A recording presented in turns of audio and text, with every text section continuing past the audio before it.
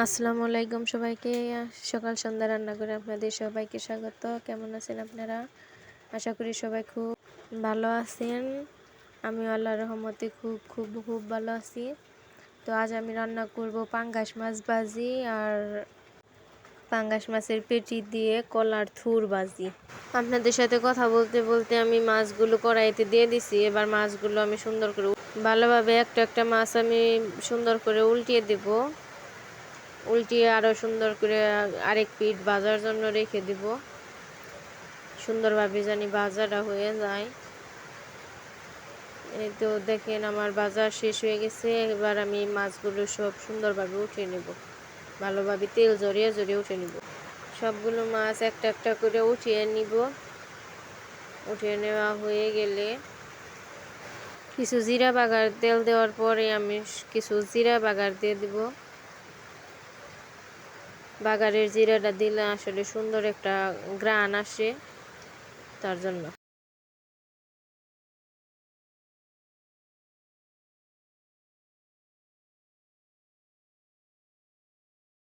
তো মরিচ পেঁয়াজ ভাজা হয়ে গেছে, এখন আমি মাছগুলো দিয়ে দিব।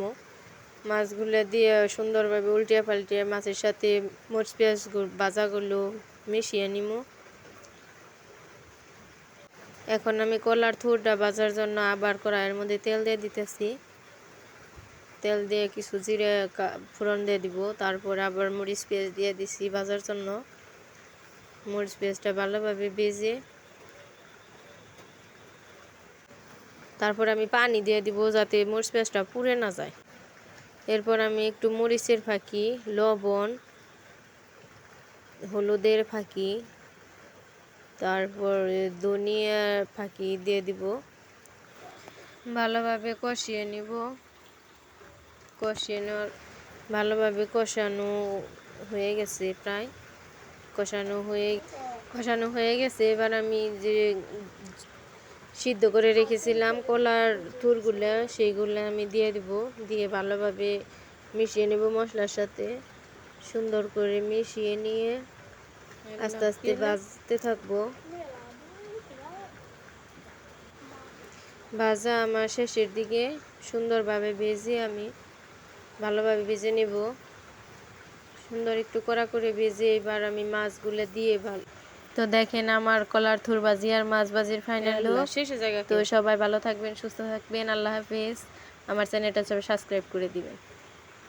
আল্লাহ হাফেজ। আসসালামু আলাইকুম সবাইকে।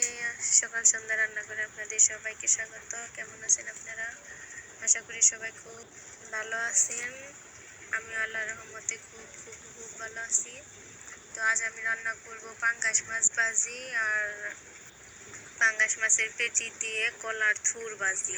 আপনাদের সাথে কথা বলতে বলতে আমি মাছগুলো কড়াইতে দিয়ে দিছি। এবার মাছগুলো আমি সুন্দর করে ভালোভাবে একটা মাছ আমি সুন্দর করে উল্টিয়ে দেব।